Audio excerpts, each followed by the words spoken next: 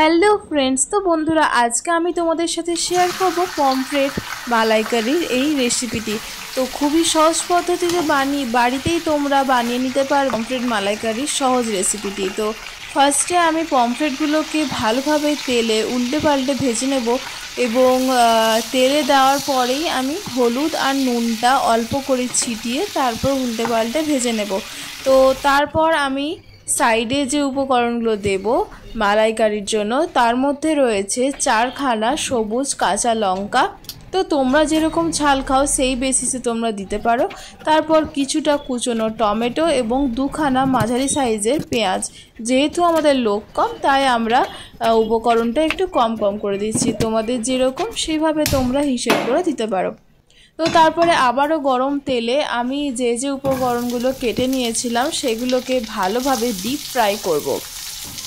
তো deep fry করে নেওয়ার পরে এই যে দেখতে পাচ্ছ নারকেল কোড়া এবং এই যে উপকরণগুলো আমি ফ্রাই করলাম সমস্তটা ভালোভাবে মিক্সিতে গ্রাইন্ড করে নিতে হবে। দেখতে পাচ্ছ আমি 2 রকমের পেস্ট বানিয়ে নিয়েছি।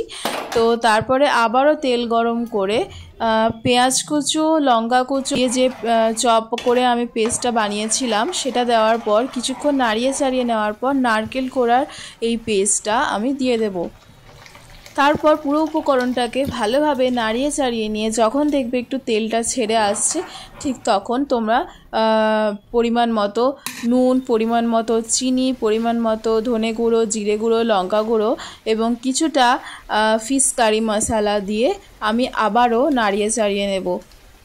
মাছ দেওয়ার পর বেশিক্ষণ নাড়ানোর দরকার পড়বে না, কারণ মাছগুলো খুবই নরম, যার কারণে ভেঙে যাওয়ার প্রবণতা একটু বেশি থাকে। তাই জন্য মাছগুলো দেওয়ার পর আমি কিছুক্ষণ ফুটিয়ে নেব। তারপরে আমি ধনেপাতা কুচোনোটা ওপর থেকে ভালোভাবে দিয়ে দেওয়ার পর আরও বেশ কিছুক্ষণ ফুটিয়ে নেব।